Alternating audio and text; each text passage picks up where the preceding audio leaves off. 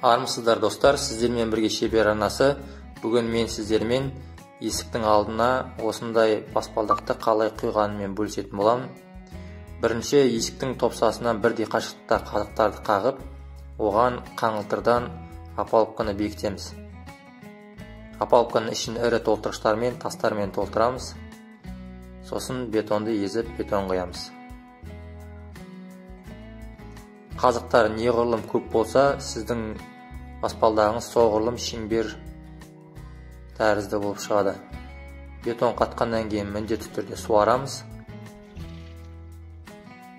Опалубканы шешкеннен кейінгі нәтижені жарық кезде суретке түсірмегендіктен осы суретті қабыл алуларыңызды сұраймын.